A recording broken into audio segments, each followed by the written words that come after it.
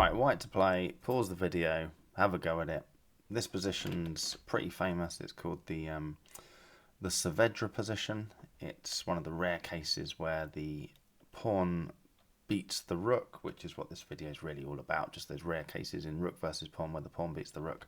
I've actually already covered this exact position on the intro video to the Belper Chess Club YouTube site. It's about 3 minutes 45 in, after I finished waffling on about what the point of this channel is, which doesn't really illuminate as to what the point of this channel is anyway, but you might as well go straight to 3 minutes 45. This is one of my favourite endgames.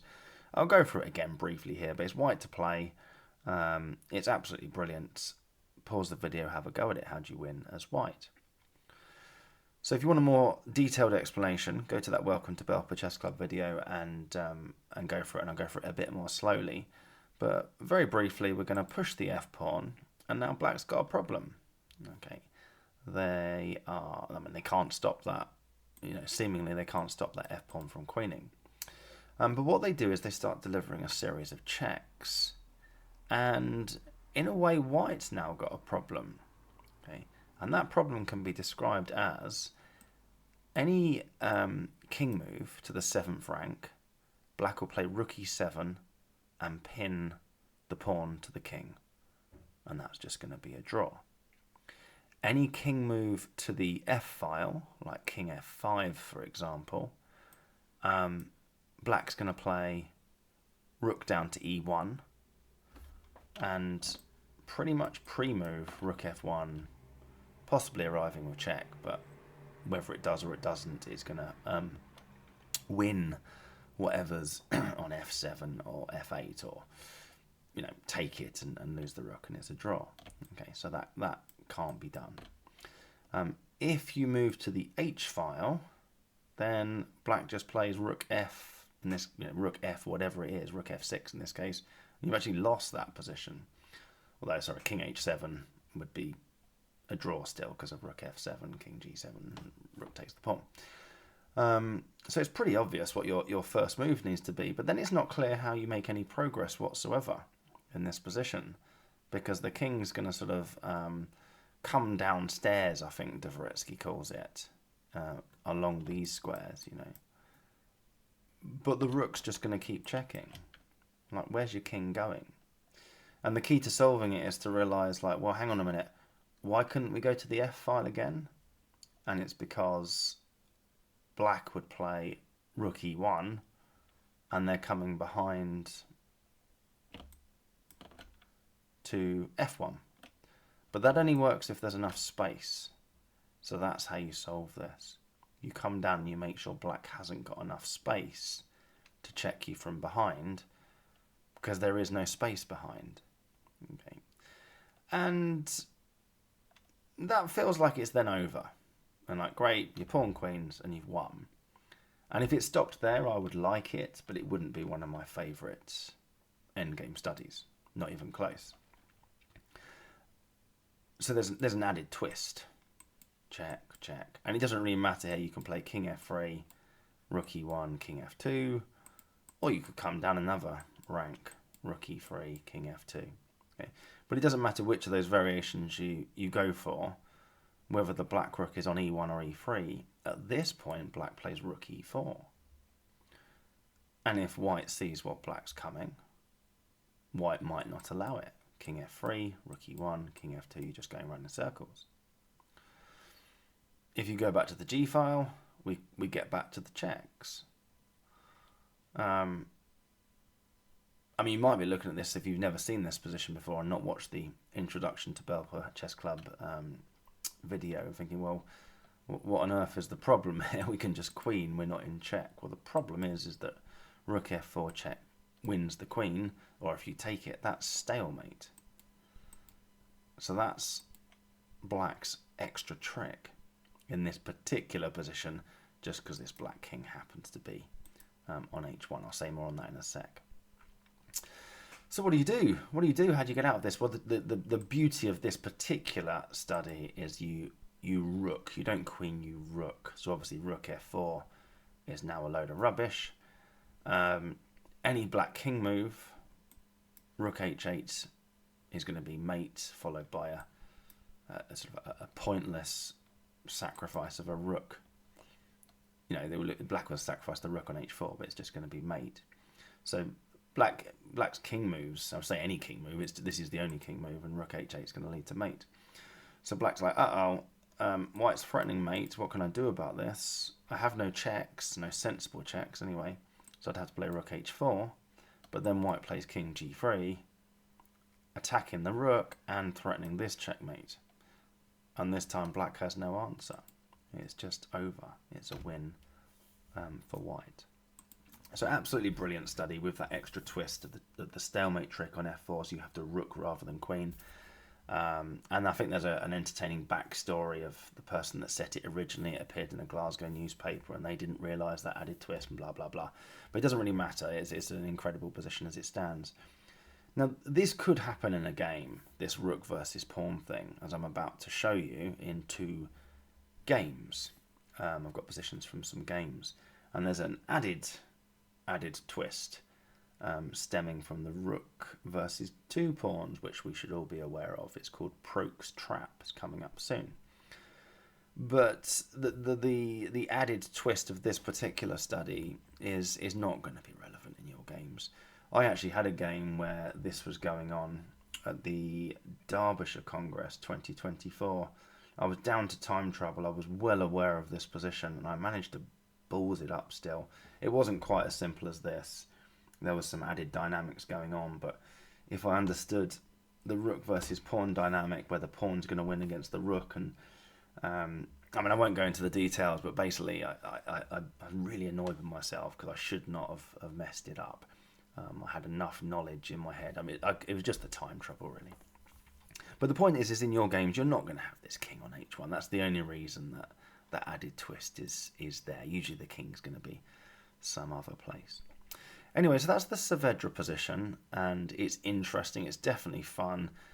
And we get into the debate about, but it's only a study, blah, blah, blah.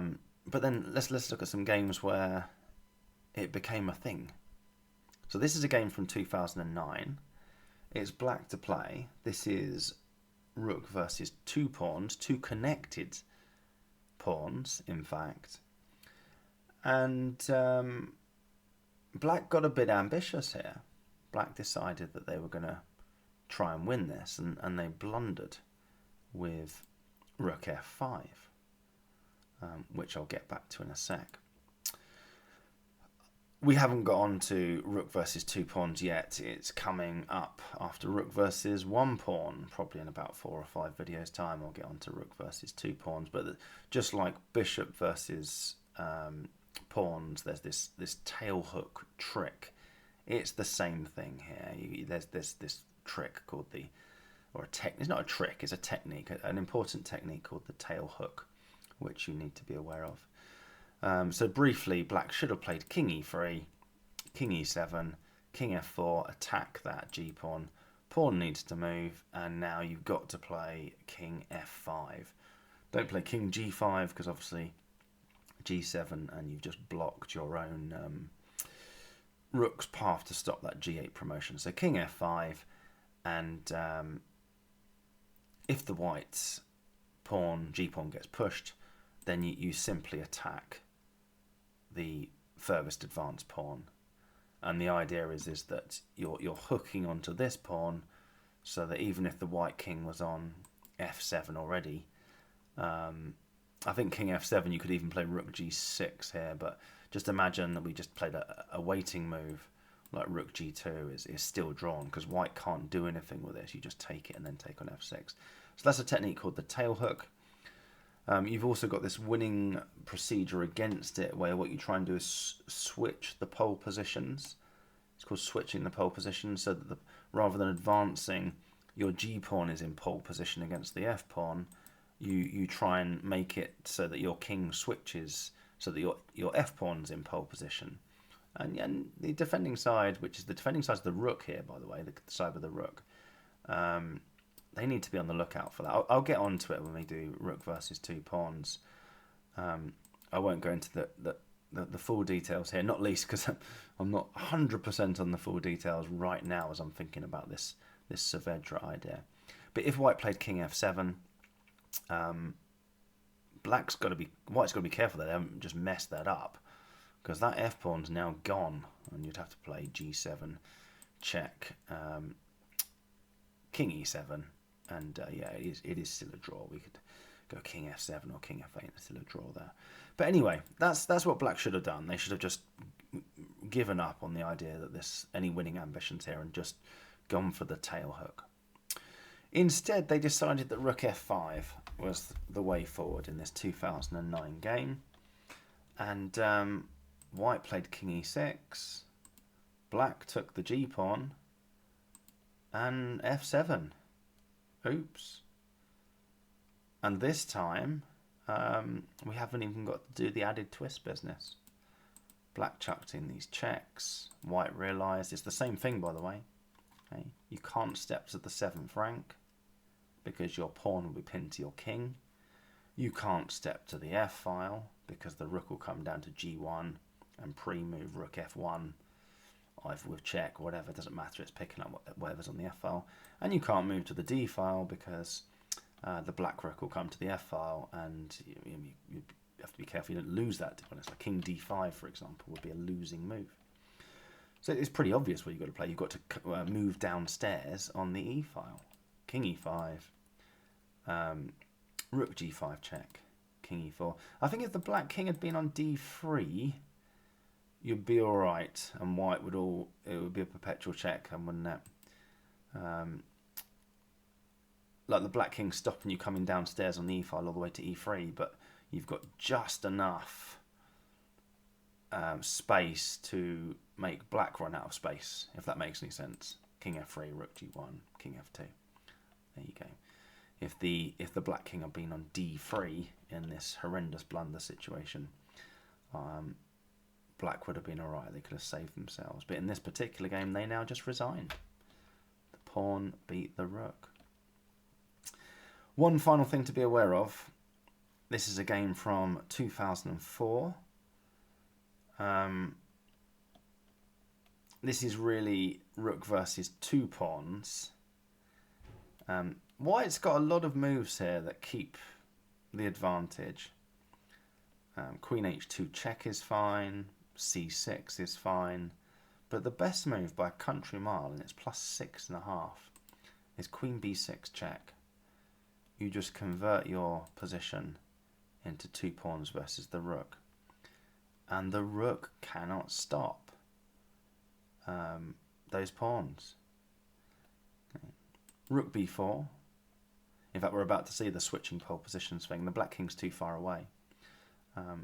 Rook b4, and white wins this very easily. To be honest, nothing to do with rook versus pawn, but very briefly. King c6, king g6. And now if you advance the b pawn, that would be a draw. The black king would come and hook onto this one by the time it's reached c6. I mean, we could even see that if we wanted, couldn't we? Come here, there, c6, king d5. The black king's just in time. That's called the tail hook. But you wouldn't play b7. You would switch pole positions, and now the black king hasn't got time to come and latch onto the b pawn as well as move the rook to take on c8. It's just completely over. Okay. You think that's fascinating, John, but why are we covering that? Because I thought this was meant to be about the Savedra position and when the pawn beats the rook. Well, in this particular game, instead of king c6, white got flashy and fell into what's called Proke's trap. The fact that it's got a name named after Proke, and I'm sure I'm pronouncing that name very, very badly, means that a few people must have fallen into it. So this is called Proke's trap. And Proke's trap is to assume you've got the Savedra position, c6. It's looking pretty good, right? Rook takes b6, c7, you're done. Same stuff. That is the effective the Savedra position, and there's no added twist because the black king isn't on a1. The black king's miles away on h6. It's just pawn beats rook. So what's the mistake then behind this clever c6 move? Why is this a trap? Rook takes b6, c7. This is the last thing we're doing on this hopefully quite short video, so what you could do now if you wanted to is pause the video and work out what would you do here as black, knowing full well that if you take on b6 you've lost. So this is a draw because black can play rook b5 check and white's messed it up. If the king goes forward, we take on b6 and now we've pinned the pawn to the king, and if the king comes back we can still take on b6, and now the c pawn can't be pushed because white would end up losing that, so white has to come back and protect their c pawn, and then you can just take it if you want to. I wouldn't take it actually. I'd play rook b1 and c7. Then I'll play a king move and just keep my fingers crossed. But obviously, white's going to play king c6 or something, and I think, all right, well, you'll have to have my rook then for that pawn. But yeah, it's worth a try, isn't it? You never know. Anyway, that's the Savedra position. This beautiful study where the king being on h1 gave it that added twist with the queen takes f4 stalemate theme.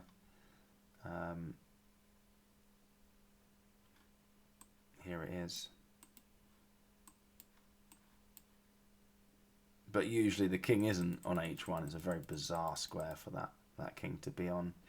And these are positions from actual games. You know, that was an actual game from 2009.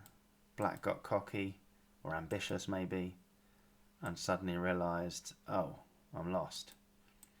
And the white king just comes downstairs, and black was forced to resign there.